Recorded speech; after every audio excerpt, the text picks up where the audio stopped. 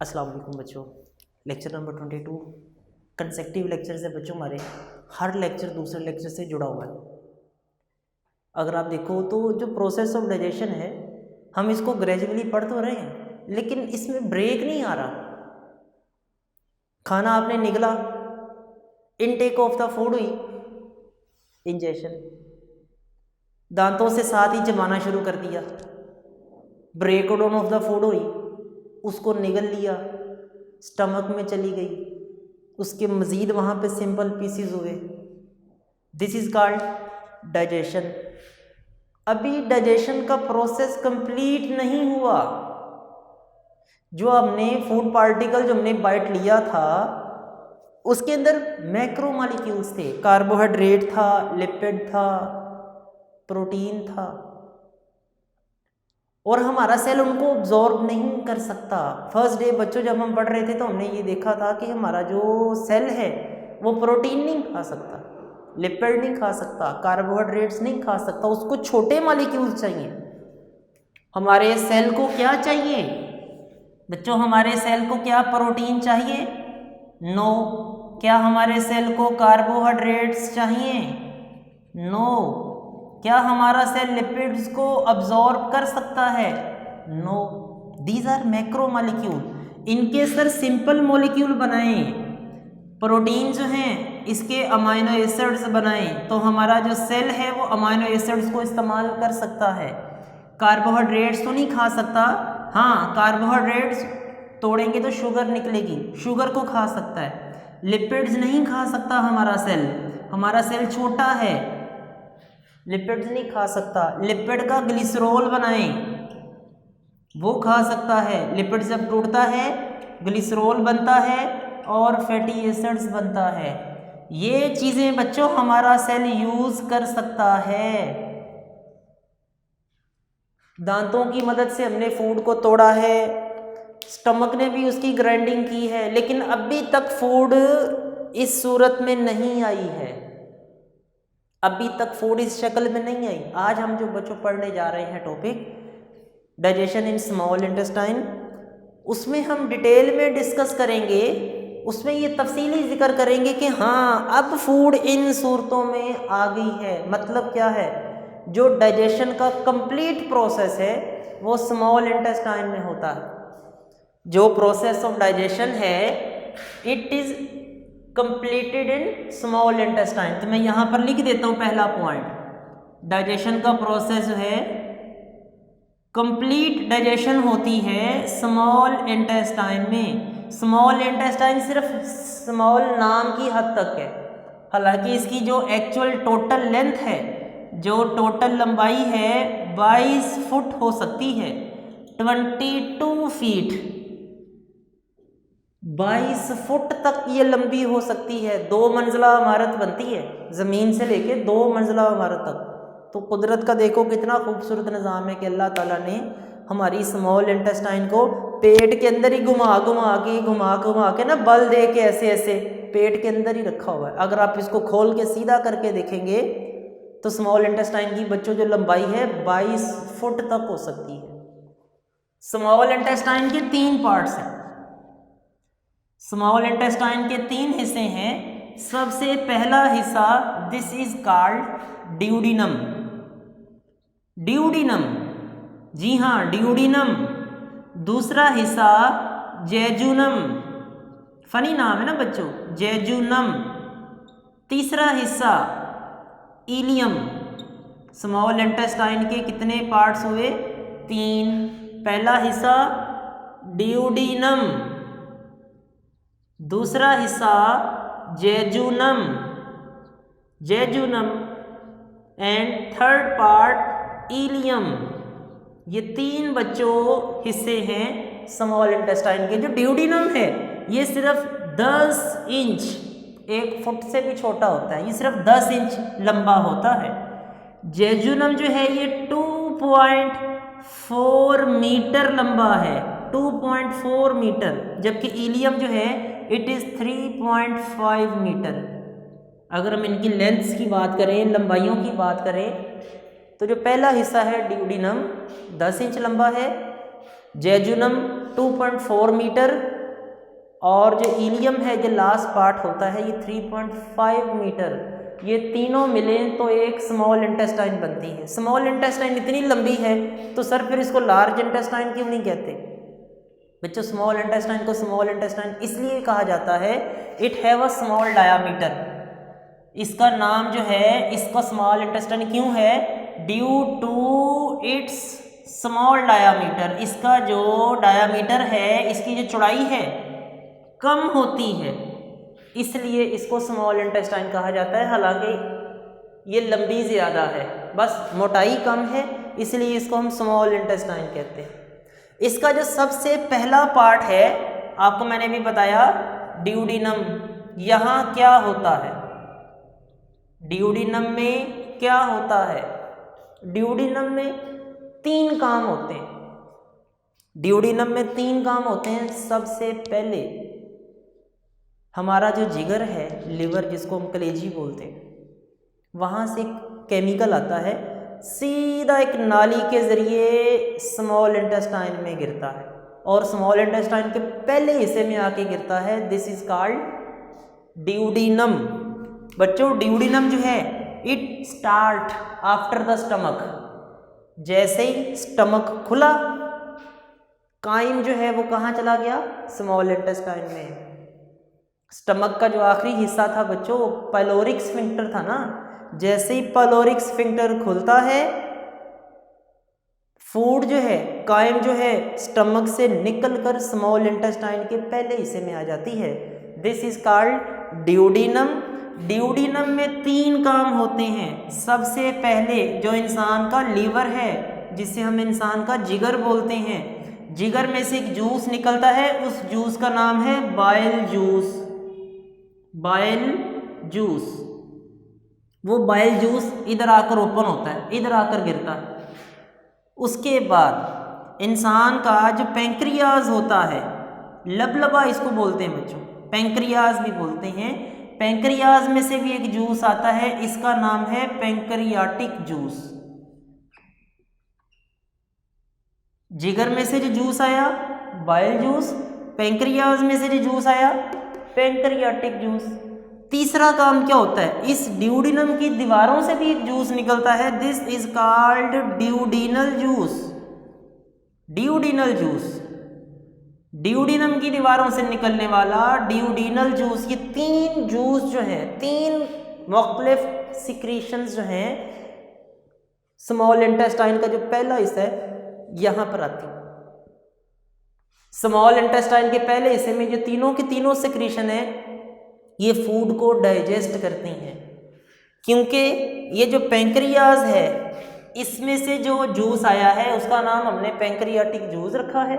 Pancreatic juice के अंदर बच्चों 3 एंजाइम होते हैं। 3 एंजाइम होते हैं। एक होता है कार्बोहाइड्रेट्स को डाइजेस्ट करने वाला, प्रोटीन्स को डाइजेस्ट करने वाला और लिपिड्स को डाइजेस्ट करने वाला। मैं रिपीट करता हूँ, पैंक्रियाटिक जूस जो है, जो पैंक्रियाज से आया है, इसके अंदर 3 एंजाइम होते हैं। पैंक्रियाटिक जूस में कार्बोहाइड्रेट को डाइजेस्ट करने वाले भी, प्रोटीन को भी और लिपिड को भी डाइजेस्ट करने वाले। ये तीनों एंजाइम मिलकर जो हमने खाना खाया, प्रोटीन, कार्बोहाइड्रेट, लिपिड, ये इसकी ब्रेक डाउन करते हैं। हमारी बुक में इन एंजाइम्स के नाम नहीं लिखे हुए, मैं यहाँ पर आप लोगों की जर्नल नॉलेज के लिए लिख देता हूँ। प्रोटीन को डाइजेस्ट करने वाला जो एंजाइम है उसका नाम होता है बच्चों ट्रिप्सन। पेप्सिन भी है, लेकिन जो पैंक्रियाज में से आया है उसका नाम है ट्रिप्सन। कार्बोहाइड्रेट को जो डाइजेस्ट करने वाला है उसका नाम है अमाइलेज और लिपिड को डाइजेस्ट करने वाला उसका नाम है लाइपेज। मैंने यहाँ पर 3 एंजाइम भी लिख दिए हैं। प्रोटीन को तोड़ने के लिए ट्रिप्सन, कार्बोहाइड्रेट को तोड़ने के लिए अमाइलेज, लिपिड को तोड़ने के लिए लाइपेज। कहाँ से आए? पैंक्रियाज में से।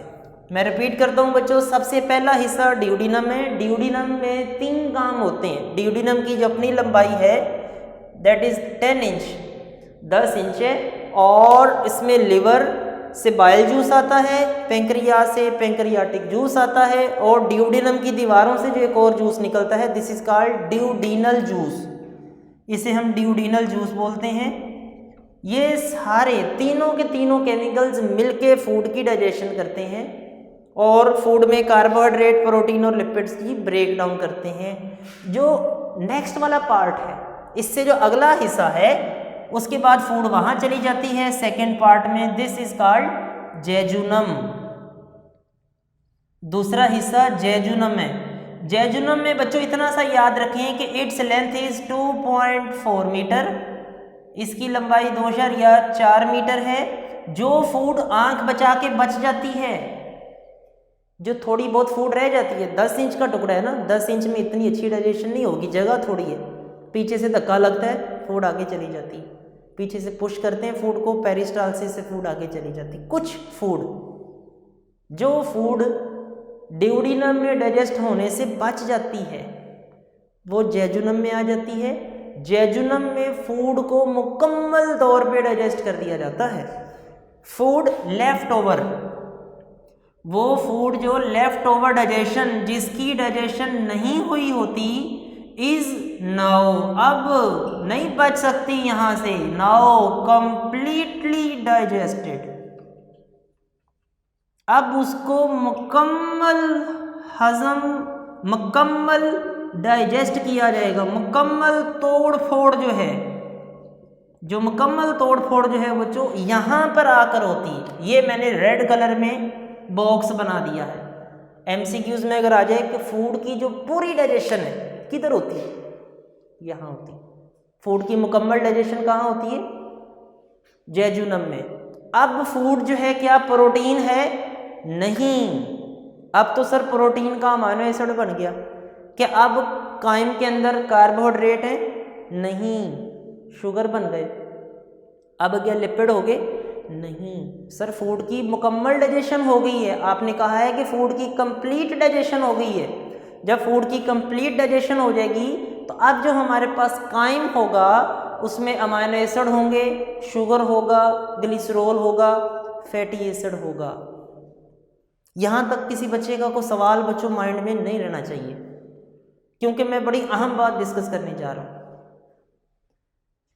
खाना खाया, इंजेक्शन हो गई, और खाने को दांतों से तोड़ लिया है, स्टमक में भी डाइजेशन हो गई, ओरल कैविटी में भी होगी, स्मॉल इंटेस्टाइन में भी डाइजेशन हो गई।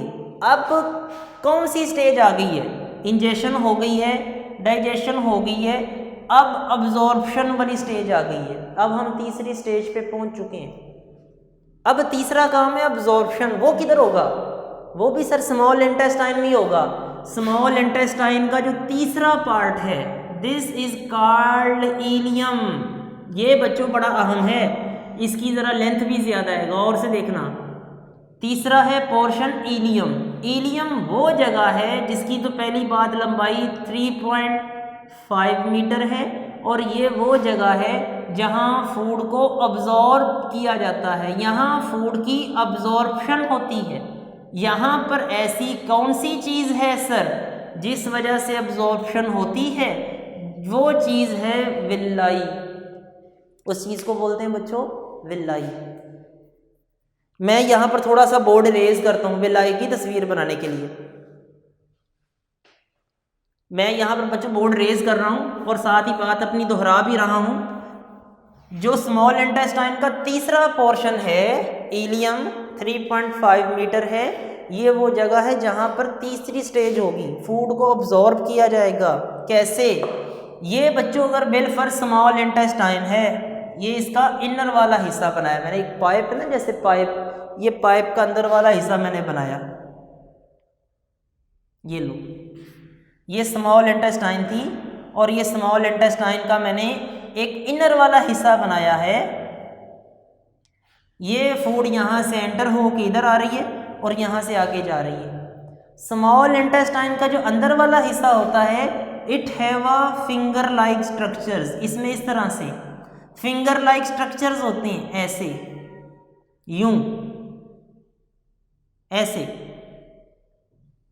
ये जो मैं ज़रा कॉम्प्लेक्सिटी से बचने के लिए ना इस पाइप को ओपन ही कर रहा हूँ ताकि आपको कन्फ्यूजन ना हो। ये फूड है, और फूड जो है स्मॉल इंटेस्टाइन के तीसरे पार्ट में आ चुकी है। ये स्मॉल इंटेस्टाइन का तीसरा हिस्सा है। इस हिस्से का नाम है इलियम। ये फूड यहाँ से आ रही है, ये फूड है, ये सारी की सारी, ये जो मैं छोटे छोटे डॉट्स लगा रहा हूँ बच्चों, ये क्या है? फूड है। फूड ये इलियम में से गुजर रही है। इलियम का जो अंदर वाला हिस्सा है, it have a finger like structure. इसके अंदर ये देखो मैंने फिंगर लाइक स्ट्रक्चर्स बना दिए। इन फिंगर लाइक स्ट्रक्चर्स को बोलते हैं विल्लाई। विल्लाई बच्चों, आप बच्चों ने देखे होंगे, सारे बच्चों ने बकरा ईद पे बकरा ज़िबा होते देखा है, सर देखा है। उसकी ओजड़ी देखी है कभी? उसका स्टमक, ओजड़ी देखी है, सर देखी है। उस ओजड़ी को बच्चों कभी उल्टा करो ना, वैसे तो हम फेंक देते हैं ना, अगर आप बच्चों ऑफ दी रिकॉर्ड सारा डिस्कस करते हैं, अगर आप कभी उसके अंदर से सारा फूड निकाल के फेंक दें, एक बड़ा थोड़ा सा तकलीफदेह मरहला होता है, लेकिन अगर हम देखना चाहें उसको फेंक दें या ओजड़ी बाज़ार से देखें तो आपको ऐसा लगता है जैसे ओजड़ी के ऊपर तौलिया सा लगा हुआ है। ओजड़ी ऐसे लगती है जैसे ये तौलिया सा है। बच्चों वो जो ऊपर तौलिए की छोटे छोटे से आपको जो नज़र आ रहे हैं, बुरसी नज़र आती है, जैसे तौलिए के ऊपर धागे से निकले होते हैं, हमारी जो स्मॉल इंटेस्टाइन है ना, अगर हम इसको अंदर से देखें तो तौलिए जैसी है, जैसे किसी जानवर की ओजड़ी तौलिए जैसी है, बिल्कुल वैसे ही हमारी जो स्मॉल इंटेस्टाइन है उसके अंदर ये धागे से लगे हैं ऐसे ऐसे। These finger like structures are called villi. एक मैं यहाँ पर बना देता हूँ, एक मैं समझने के लिए ये बनाने लगा हूँ। ये एक विल्लाई है। इस विल्लाई के अंदर एक ब्लड वेसल होती है, दिस इज कॉल्ड लेक्टील। इसे लेक्टील बोलते हैं, मैंने काले रंग से शो की है। विल्लाई के अंदर क्या होती है? लेक्टील। और विल्लाई के ऊपर रेड कलर से मैं शो कर रहा हूँ, ब्लड कैपिलरीज का नेटवर्क होता है। ये ब्लड कैपिलरीज हैं, ब्लड कैपिलरीज का नेटवर्क होता है विल्लाई के ऊपर। ये बच्चों फूड के पार्टिकल्स आ रहे हैं, ये सारी फूड के पार्टिकल, अब ये स्मॉलर पीसीज हैं। जैसे ही फूड के पार्टिकल आकर इसके ऊपर टकराएंगे, इसके ऊपर क्या है? रेड कलर से ब्लड वेसल। जैसे ही फूड के पार्टिकल आकर इस ब्लड वेसल से टकराएंगे, ब्लड कैपिलरीज से टकराएंगे, तो वो सारे के सारे फूड पार्टिकल ब्लड के अंदर अब्जॉर्ब हो जाएंगे। ये सारे के सारे फूड पार्टिकल जो हैं ये ब्लड के अंदर क्या हो जाएंगे बच्चे? अब्जॉर्ब हो जाएंगे। ये जो मैंने रेड कलर की बनाई हैं, दीज आर ब्लड कैपिलरीज। ये खून की छोटी छोटी बारीक नालियां हैं। जैसे ही फूड आएगी इन ब्लड कैपिलरीज से टकराएगी, ब्लड कैपिलरीज फूड को क्या कर लेगी? अब्जॉर्ब कर लेगी, और अब्जॉर्ब करके सीधी भेजेगी लिवर के पास। लिवर के पास क्यों सर? बच्चों लिवर बड़ा ही अहम ऑर्गन है, आपने इसको थैंक यू बोलना है अभी लेक्चर के एंड पे। लिवर वो ऑर्गन है जो फूड के अंदर जरासीम नजरें बचा के बच के आ गए। वैसे तो कोई मौका नहीं हमने छोड़ा, स्टमक में मर सकते थे, मरते भी हैं। कुछ टॉक्सिक पार्टिकल, जहरीले मादे भी हमारे खाने के अंदर आ सकते हैं, ठीक है। अगर वो जहरीले मादे कहीं हमारे खाने में आ गए, हमारे खून में आ गए, तो पहले खाना अब्जॉर्ब होकर सीधा कहाँ जाएगा?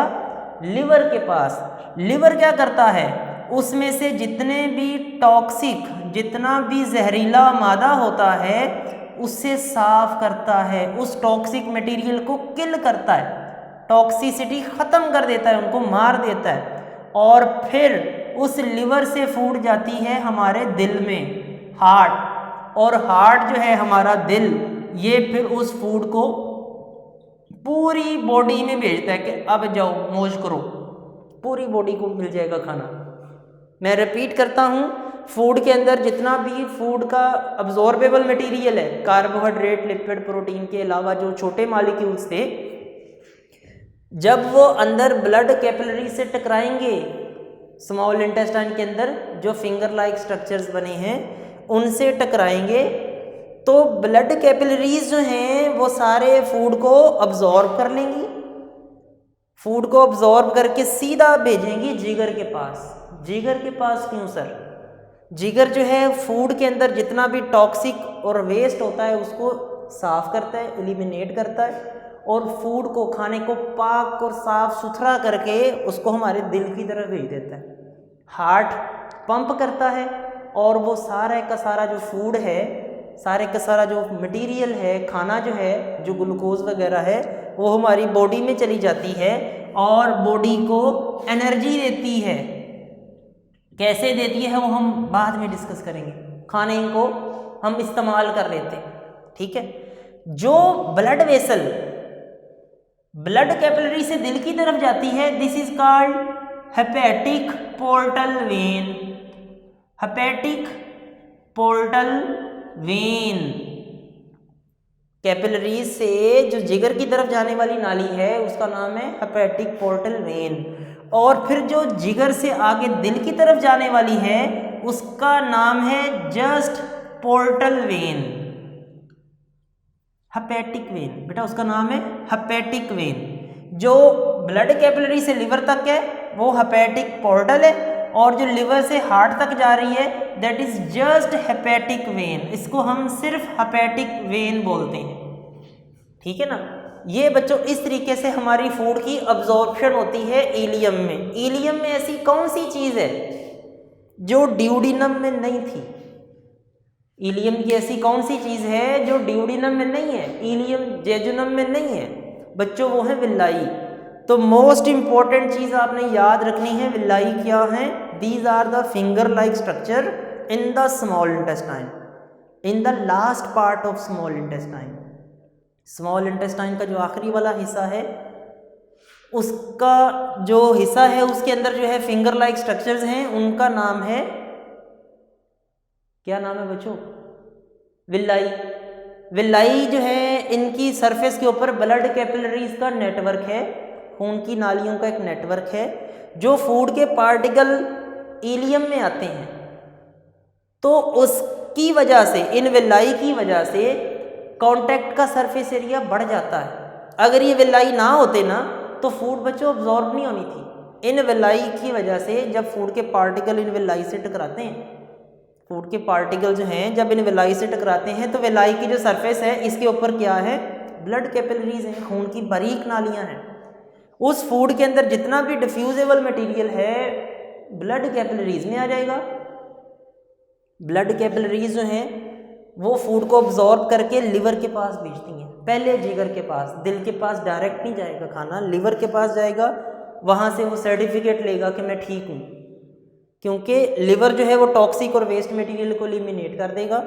वो वेन जो ब्लड कैपिलरी से लिवर तक जाती हैं ब्लड को लेके, this is called hepatic portal vein, hepatic portal vein. और फिर लिवर से हार्ट तक जो वेन जाएगी this is called hepatic when.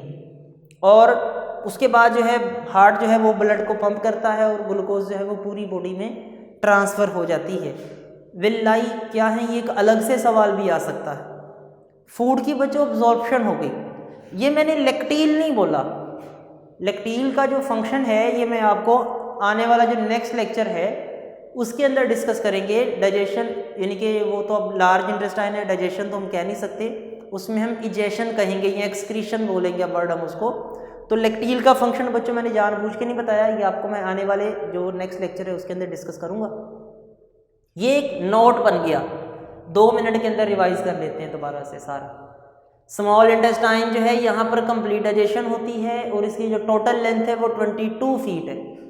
इसके 3 पार्ट्स हैं, ड्यूडिनम 10 इंच लंबा है, जेजुनम 2.4 मीटर लंबा है और इलियम 3.5 मीटर लंबा है। पहला पोर्शन जिसे हम ड्यूडिनम बोलते हैं, ड्यूडिनम में लिवर से बाइल जूस आता है, पेंक्रियाज से पेंक्रियाटिक जूस आता है और ड्यूडिनम की दीवारों से ड्यूडिनल जूस आता है। 3 जूस यहाँ पर आते हैं, लिवर से बाइल जूस, पेंक्रियाज से पेंक्रियाटिक जूस और ड्यूडिनम की दीवारों से ड्यूडिनल जूस। ये तीनों मिलके प्रोटीन की, कार्बोहाइड्रेट की और लिपिड की डाइजेशन करते हैं। दूसरा हिस्सा जेजुनम है जो कि 2.4 मीटर लंबा होता है, जो फूड जिसकी डाइजेशन ड्यूडिनम में नहीं होती वो यहाँ पर मुकम्मल डाइजेस्ट होती है और फूड जो है उसके अब शुगर, अमाइनो एसिड्स और फैटी एसिड बन चुके होते हैं। उसके बाद बच्चों इलियम आता है। इलियम जो है ये 3.5 मीटर लंबा है। यहाँ अब्जॉर्प्शन होती है, अब्जॉर्प्शन की वजह यहाँ पर क्या है, विल्लाई।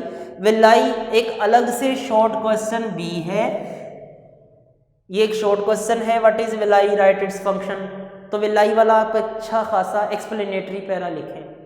एक और सवाल बच्चों बन सकता है, name the 3 parts of small intestine, के तीनों हिस्सों के नाम, उनकी आगे लंबाइयाँ लिखें। छोटा सा सवाल वैसे ही बन जाता है, एक्सप्लेन ड्यूडिनम, एक्सप्लेन जेजुनम। ये पूरा सवाल बच्चों इंपॉर्टेंट, पूरा पैरा इंपॉर्टेंट। इसके अंदर तीनों पार्ट्स अलग अलग से भी पूछे जा सकते हैं और इन तीनों को मिलाकर एक पूरा लॉन्ग क्वेश्चन जो है वो भी तैयार किया जा सकता है। ठीक है बच्चों, process of digestion in small intestine ख़त्म हुआ और हमारा आखिरी वाला लेक्चर न्यूट्रिशन के हवाले से वो है एक्सक्रीशन इन लार्ज इंटेस्टाइन। वो इंशाल्लाह हमारा लेक्चर नंबर 24 होगा और वो इस टॉपिक का लास्ट लेक्चर होगा, उसमें आपकी मुलाकात होगी। अल्लाह हाफिज़।